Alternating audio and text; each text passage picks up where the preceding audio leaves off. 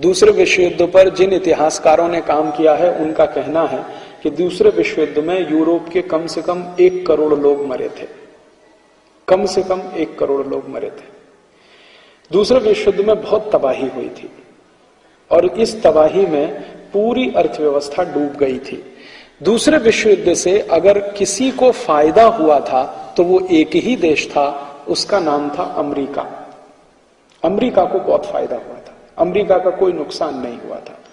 नुकसान नहीं हुआ उसका कारण क्या था? सबसे बड़ा कारण यह था कि दूसरा विश्व युद्ध अमेरिका की जमीन पर नहीं लड़ा गया।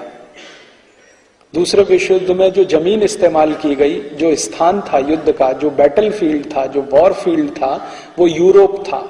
और यूरोप में भी सेंट्रल यूरोप था, केंद्रीय यूरोप जिसको कहा जाता है। वेस्टर्न यूरोप भी थोड़े आजकल कह सकते हैं।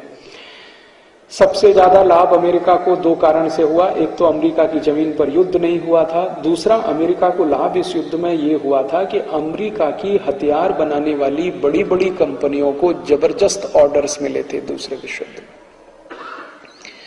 जर्मनी ने जो हथियार इस्तेमाल किए फ्रांस के खिलाफ या ब्रिटेन के खिलाफ, वो सारे के सारे हथियार अमेरिका ने बेचे। और दूसरी तरफ जर्मनी के खिलाफ ब्रिटेन और फ्रांस ने जो हथियार इस्तेमाल किए वो भी अमेरिका ने बेचे।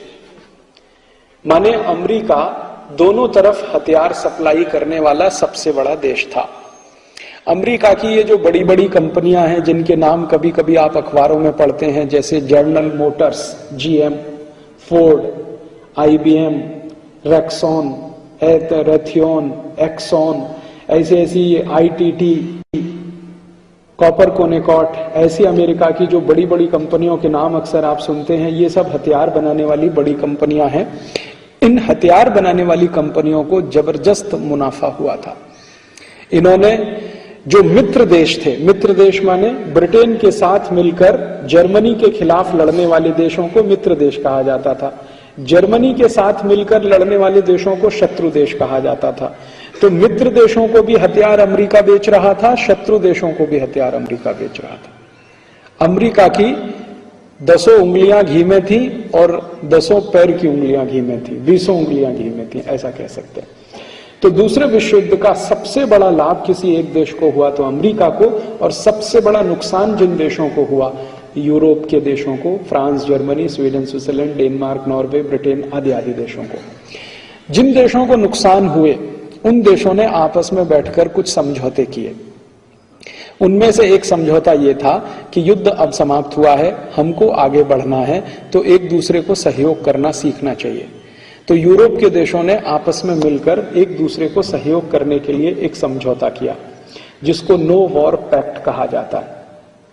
वो समझौता यूरोप के देशों ने इस तरह से किया कि हम भविष्य में कभी भी एक दूसरे के खिलाफ युद्ध नहीं लड़ेंगे, क्योंकि युद्ध के भयंकर दुष्परिणाम उन्होंने देखे थे।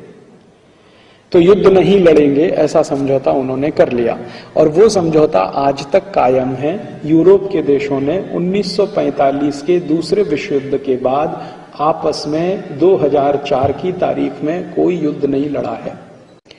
लेकिन आश्चर्य की बात यह है कि 1945 से सन 2004 के बीच में दुनिया में 345 युद्ध हुए हैं। 345 युद्ध हो चुके हैं। लेटेस्ट युद्ध जो है वो इराक का है। इराक से पहले अफगानिस्तान के पहले आप जानते हैं कुवैत का, कोरिया का, वियतनाम का, ऐसे चिली का, कोस्टारिका का, कोलंबिया का, भारत पाकिस्तान का, बांग्लादेश का, ऐसे कुल मिलाकर अगर सूची बनाई जाए तो 1945 से लेकर सन 2004 के बीच में 345 युद्ध हो चुके हैं। आने वाले समय में और भी होने की तैयारी है। सीरिया में युद्ध हो सकता है, ईरान में हो सकता है, अमेरिका ने घोषित कर दिया है, कोरिया में भी होने की संभावना है। तो युद्ध तो लगातार हो रहे हैं। 1945 के बाद दुनिया में कोई शांति स्थापित नहीं हुई है, काफी युद्ध हो रहे हैं, लेकिन यूरोप की जमीन पर नहीं हो रहे हैं। ध्यान देने की बात यह है। क्यों? क्योंकि यूरोप के देशों ने आपस में समझौता किया हुआ है कि हम एक दूसरे के खिलाफ लड़ेंगे नहीं। लेकिन ये जो दूसरे विश्व युद्ध के बाद से दुनिया में युद्ध हो रहे हैं, इन युद्धों में अभी फायदा किसको हो रहा है? अभी फायदा अमेरिका और यूरोप दोनों को बराबर बराबर हो रहा है।